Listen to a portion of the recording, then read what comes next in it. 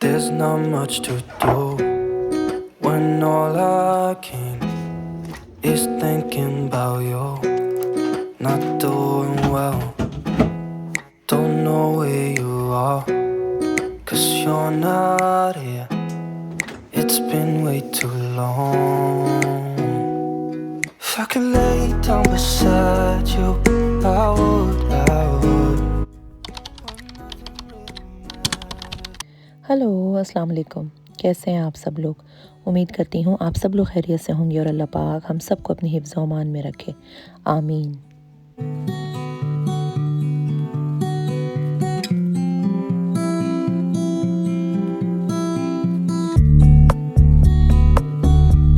आज यहाँ कामों का आगाज़ फ्रिज की सफाई से हुआ है, जो कि मैंने रात को ही प्लान कर लिया था कि आज मैं फ्रिज की सफाई करूँगी। वैसे मैं एक साथ पूरी फ्रिज की सफाई नहीं करती, बल्कि थोड़ी थोड़ी करके, कभी कोई ड्रॉर और कभी कोई पोर्शन। और आज मेरा फ्रिज का डोर साफ़ करने का इरादा था। कोई कोई दिन बहुत ही प्रोडक्टिव होता है और मेरा आज का दिन बहुत ही प्रोडक्टिव था। किसी दिन आप इतने एनर्जेटिक होते हैं कि सारे काम हो जाते हैं, एक के बाद एक के बाद एक सारे काम करते चले जाते हैं। सारे वो काम जो बहुत दिनों से पेंडिंग होते हैं और आप बहुत दिनों से कोशिश कर रहे होते हैं कि वो कर गुजरें। वैसे तो मैं समझती हूँ कि सारी हाउसवाइफ सुपर वीमेन होती हैं, जो घर में रह के बेशुमार काम एक साथ करती हैं और अपने घर को और अपनी फैमिली को बहुत ही ब्यूटीफुली मैनेज करती हैं।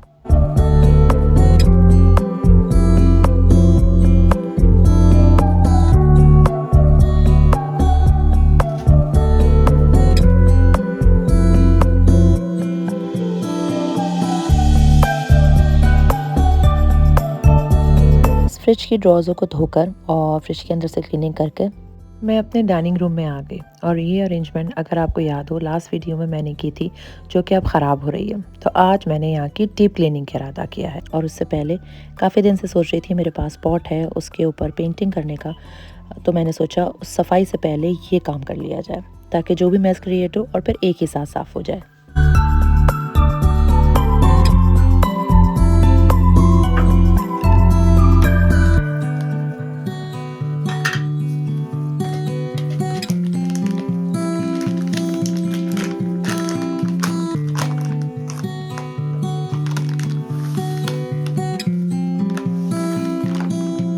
चेंजेस करना मुझे बहुत अच्छा लगता है और जो चीज़ें आपके पास ऑलरेडी मौजूद हैं उसको चेंज करना तो और भी ज़्यादा पसंद है।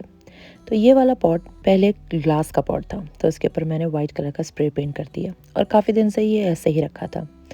अब मेरा दिल चाह रहा था कि इसको क्ले अफेक्ट दिया जाए, तो मैंने चॉक पेंट में सोडा डालकर और इसके ऊपर वो पेंट कर दिया।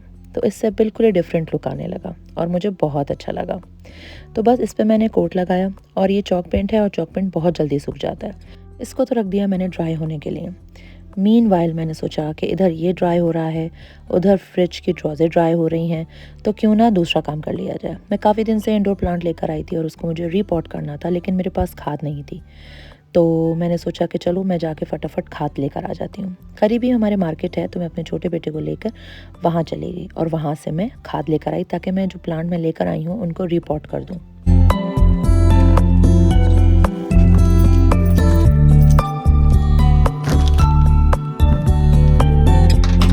वैसे तो मैं ग्रीन थंब हूँ और मैं कोई भी प्लांट लगाती हूँ अल्हम्दुलिल्लाह वो चल जाता है। लेकिन पता नहीं इस वाले मनी प्लांट में क्या प्रॉब्लम है, जब सर्दियाँ शुरू होती हैं तो इसमें फंगस लग जाता है। तो शायद मुझे ऐसा लगता है या तो इसमें मॉइस्चर ज़्यादा होता है या फिर इसको सही तरह से सनलाइट नहीं मिल पाती। तो इसलिए मैंने इसके ऊपर ऊपर से जो फंगस लगी हुई थी वो निकाल दिया और उसको दोबारा से इसके ऊपर नई खाद डाली कि शायद मॉइस्चर जो है वो थोड़ा कम हो तो ये थोड़ा ग्रोथ करना शुरू हो जाए। पता नहीं मेरे साथ ऐसा क्यों होता है।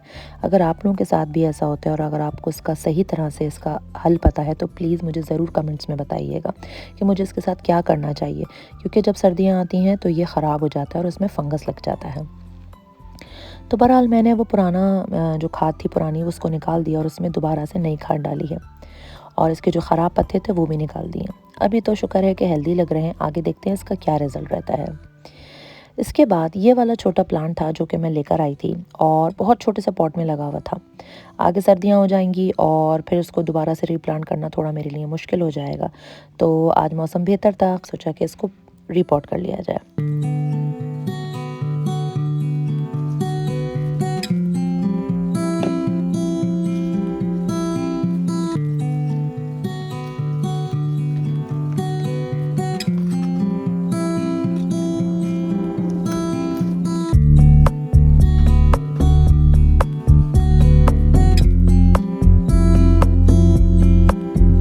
यहाँ मैं कबाब बनाने की तैयारी कर रही हूँ। यहाँ मैंने बीफ का गोश्त लिया है, उसके अंदर 1 कप चने की दाल डाल दी है और साबुत लहसुन और प्याज डाला है, और जब बाकी मसाले डाले तो वीडियो ऑन करना एज़ यूजुअल मैं भूल गई। तो मैं आपको वैसे ही बता देती हूँ, मैंने इसमें ज़ीरा, साबुत धनिया, साबुत लाल मिर्चें और पिसी हुई काली मिर्च डाली हैं। कुकर में खाना बनाया तो वो जल्दी तैयार हो जाता है, लेकिन चूँकि मेरे पास कुकर नहीं है तो इसलिए मैंने देगची में चढ़ा दिया है हल्की आँच पर, और इसमें अब थोड़ा टाइम लगेगा। लेकिन इंशाल्लाह मैं बहुत जल्द इंस्टेंट पॉट लेने का सोच रही हूँ। आजकल बहुत जगह देख रही हूँ, बहुत जगह इस्तेमाल हो रहा है, तो मैं भी ये प्लान कर रही हूँ कि क्यों ना इंस्टेंट पॉट लेकर ट्राई किया जाए। वैसे मेरे हस्बैंड कुकर के फेवर में नहीं है, क्योंकि उनको ऐसा लगता है कि कुकर फट जाते हैं और उससे ख़तरा है, और बच्चों के साथ ये ख़तरनाक चीज़ है।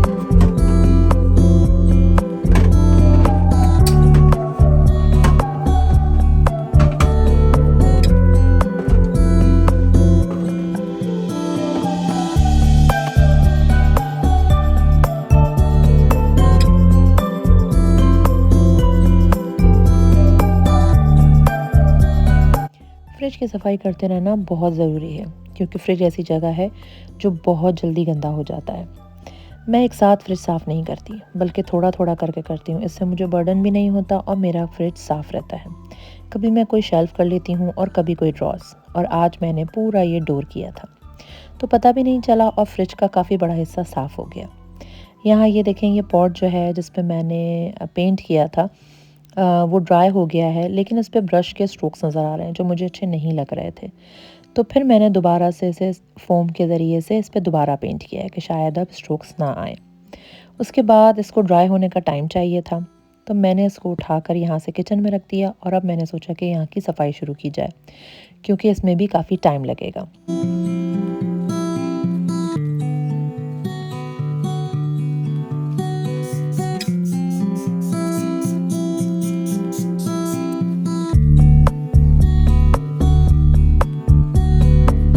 किसी जगह की अगर आप डीप क्लीनिंग करना शुरू करें तो बहुत टाइम लगता है, और आज मेरा अपने डाइनिंग रूम की डीप क्लीनिंग करने का इरादा था। सबसे पहले तो मैंने टेबल को साफ़ किया लिक्विड लगाकर, और उसके बाद फिर मैंने इस ट्रॉली को खाली करके साफ़ किया। मेरी ट्रॉली के पीछे जब सर्दियाँ शुरू होती हैं तो पीछे की तरफ जो है वो फंगस लग जाता है, और उसको हर साल मुझे साफ़ करना पड़ता है। लेकिन फिर भी वो सही तरह से साफ़ नहीं होता है, और कहीं ना कहीं काला धब्बा रह जाता है, जो मुझे बिल्कुल अच्छा नहीं लगता। और आज मैंने इसका बड़ा अच्छा इलाज किया। ट्रॉली को पहले मैंने अच्छी तरह से साफ़ किया, और उसके बाद ये देखें जो काला सा धब्बा नज़र आ रहा है, जो अमूमन यूके में आम सी चीज़ है, क्योंकि यहाँ पर ठंडक ज़्यादा रहती है, बारिश ज़्यादा रहती है, तो इसलिए डम हो जाती है। तो मैंने ये ब्लीच का लिक्विड डाल के इसको छोड़ दिया। इतने मैंने इसको 5-10 मिनट के लिए छोड़ दूँगी, और इस दौरान मैं दूसरा काम कर लूँगी। काफ़ी दिनों से इसकी सफाई जो है वो पेंडिंग थी। ऊपर ऊपर की सफाई हो जाती है और डीप क्लीनिंग रह जाती थी। टाइम तो काफ़ी लगता है डीप क्लीनिंग करने में, लेकिन उसके बाद जो सुकून मिलता है और काफ़ी दिन की छुट्टी हो जाती है।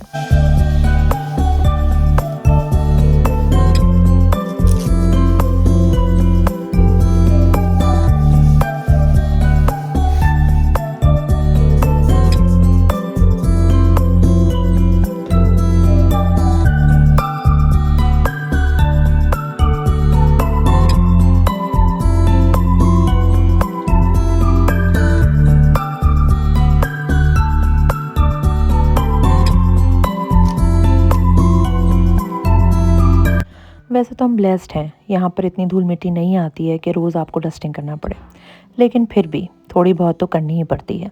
और ये फ्लावर्स मैंने काफ़ी दिनों से साफ़ नहीं किए थे। बहुत ज़्यादा मिट्टी तो नहीं थी, लेकिन जब मैं सफाई करने खड़ी हुई तो मुझे अंदाज़ा हुआ कि उस पर थोड़ी सी डस्ट थी। एक टिप मैं आपको दूँ, इंटीरियर डिज़ाइनर्स कहते हैं कि जो आर्टिफिशियल प्लांट हम अपने घर में रखते हैं उनको मैक्सिमम 5 साल रखना चाहिए, और उसके बाद उनको रिटायर कर देना चाहिए। 5 साल के बाद उनमें ना वो खूबसूरती रहती है और ना वो कलर्स रहते हैं, और धूल मिट्टी से वो ख़राब हो जाते हैं। तो ये एक अच्छी टिप है। बहुत ज़्यादा देर तक रखने से भी उनकी खूबसूरती ख़त्म हो जाती है। तो मैक्सिमम 5 साल अपने घर में फॉल्स प्लांट जो अगर आपके घर में हैं तो उनको रखें, और अगर वो उससे ज़्यादा पुराने हो गए हैं तो उन्हें रिटायर कर दें। क्योंकि पुरानी और बेकार चीज़ें अपने घर में रखने से बेहतर है कि ना रखा जाए और घर में कम चीज़ें रख के उसको मिनिमलिस्ट सेट किया जाए।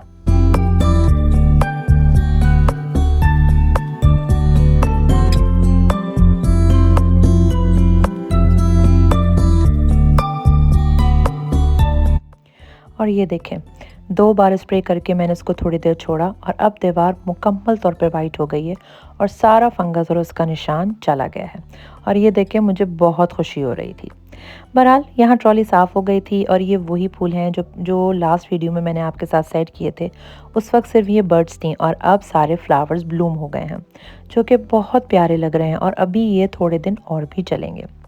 इसके बाद मैंने पहले लिक्विड से साफ़ की थी टेबल को और अब मैं इसके ऊपर पॉलिश कर रही हूँ। ये पॉलिश है जो वुड पे, ग्लास पे, मेटल पे, सब पे होती है और इससे बहुत अच्छी चमक आती है।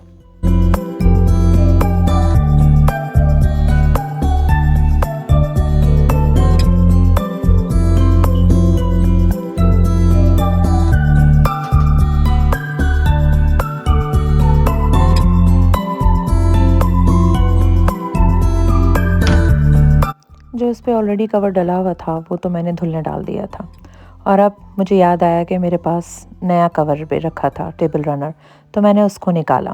लेकिन जब मैंने उसको निकाला और उसको निकाल के जब मैंने टेबल पे लगाया तो वो काफ़ी बड़ा था। पहले तो मुझे समझ ही नहीं आया कि अब इसको क्या करूं, या तो मैं इसको हटा दूं और पुराने के धुलने का इंतज़ार करूं। लेकिन फिर मुझे ज़बरदस्त आइडिया आया और फिर मैंने सोचा कि क्यों ना मैं आपसे भी शेयर करूं।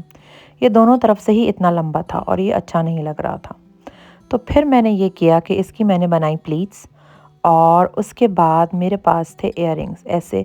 अभी मैं आपको आगे दिखाती हूँ, इस तरह के इयररिंग्स आजकल बहुत चल रहे हैं।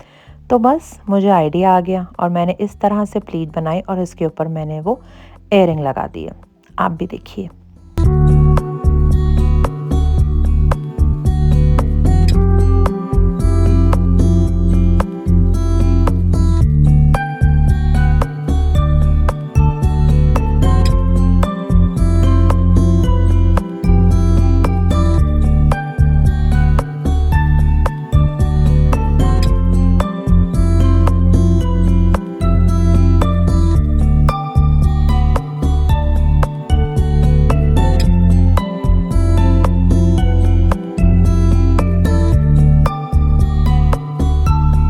कैसा लगा आपको? मुझे तो बहुत प्यारा लगा और बहुत ही लग्जरियस लुक दे रहा था। मेरे बच्चों को भी बहुत पसंद आया। अचानक से इतना अच्छा आइडिया आया और मुझे ये करने के बाद बहुत खुशी हुई और बहुत पसंद आया।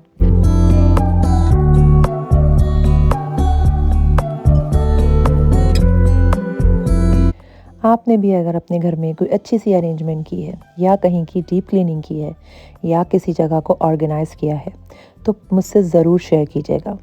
चाहे कोई छोटी सी जगह हो, आपकी अलमारी के कोई पोर्शन, आपकी कोई ड्रॉअर या कोई खूबसूरत सा छोटा सा कॉर्नर जहां आपको बैठ के बहुत सुकून मिलता हो। कोई भी ऑर्गेनाइजेशन, चाहे वो आपकी मेकअप ड्रॉअर हो या फिर किचन की ड्रॉअर, कुछ भी हो जो आपको पूरे घर में सबसे अच्छा लगता हो, जो शायद बहुत अच्छा ऑर्गेनाइज है या फिर बहुत साफ़ सुथरा है, तो उस जगह की तस्वीर के साथ कमेंट्स में ज़रूर शेयर कीजिएगा। मुझे देखकर और पढ़कर बहुत खुशी होगी।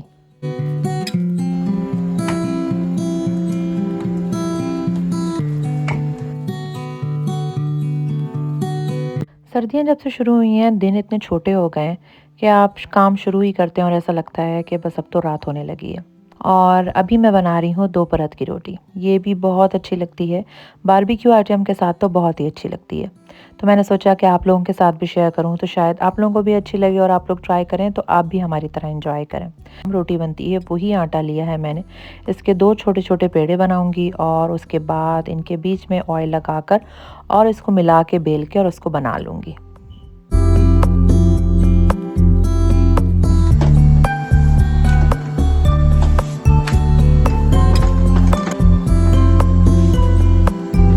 ये देखिए 2 परत की रोटी हो गई तैयार। देखा कितनी अच्छी और ज़बरदस्त बनती है और आसान भी बहुत होती है।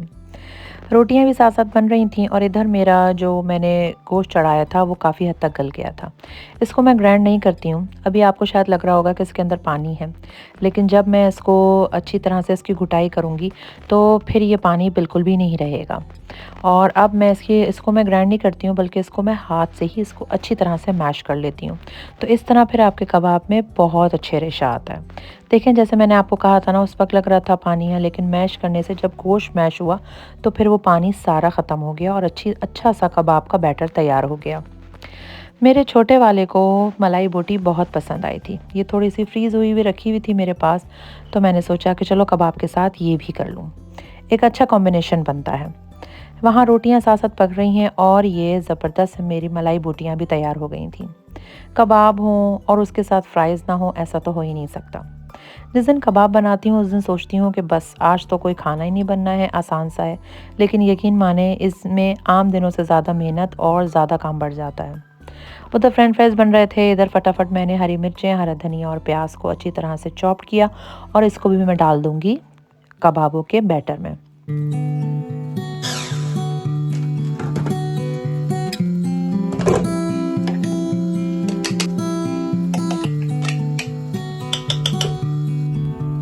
इसमें डाला फिर मैंने एक अंडा और इसको मैं अच्छी तरह से मिक्स कर लूँगी। ये काफ़ी गर्म था, मैं गर्म ही कोशिश करती हूँ कि मिक्स कर लूँ, क्योंकि ठंडा होने के बाद सही तरह से मिक्स नहीं होता है। इधर मेरे फ्राइज़ भी हो गए थे तैयार। और फ्राइज़ ऐसी चीज़ें हैं जो बच्चे हों या बड़े, सबको बहुत अच्छे लगते हैं। मुझे अपने कॉलेज का ज़माना याद आ गया। जब मैं कॉलेज में पढ़ती थी तो हमारे कॉलेज के बाहर एक फ़्राइज़ वाला आता था, जो बहुत ही मज़े के फ़्राइज़ बनाता था। इतने टेस्टी होते थे और वहाँ इतना रश होता था कि वो फ़्राइज़ लेने में ही घंटों लग जाते थे। लेकिन मैं रोज़ वो फ़्राइज़ खाती थी, और कभी अगर ऐसा होता था कि मेरे पास पैसे नहीं होते थे, तो मैं अपनी दोस्तों से उधार लेके वो फ़्राइज़ खाती थी। लेकिन मैं खाती ज़रूर थी, मुझे बहुत अच्छे लगते थे। शायद उस वक़्त के हर चीज़ ही बहुत अच्छी लगती है। आज भी फ्राइज़ मुझे अच्छे लगते हैं, लेकिन वो मज़ा नहीं है जो उनमें हुआ करता था।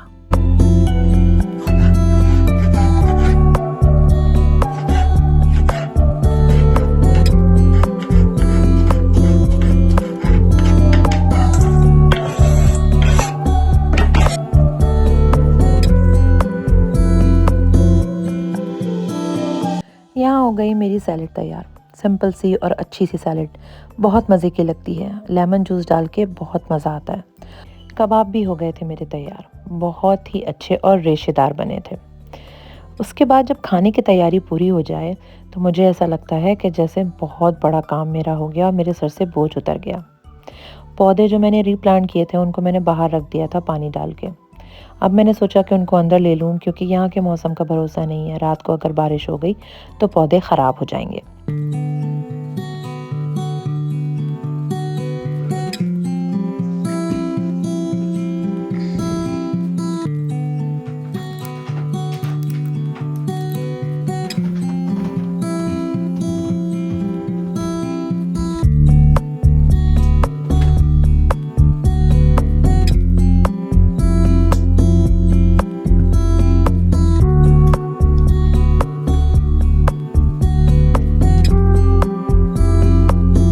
बस अब मैं अपने घर को तो कर रही हूँ अब लाइटन अप, क्योंकि अब अंधेरा होने वाला है और खाना भी तैयार हो गया है। दिन भर की थकन के बाद सारे काम अब ख़त्म हो गए हैं और यहाँ मैं अपना व्लॉग भी ख़त्म करती हूँ।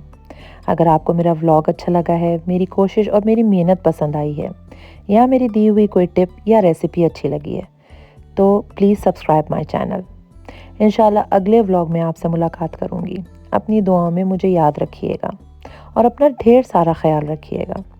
और हाँ, भूलना नहीं, अपने घर की कोई भी खूबसूरत जगह की, ऑर्गेनाइजेशन की या सफाई की, या जो जगह आपको बहुत ज़्यादा पसंद है, उसकी तस्वीरें मेरे साथ कमेंट में ज़रूर शेयर कीजिएगा।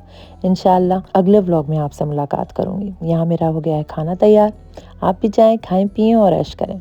अल्लाह हाफ़िज़।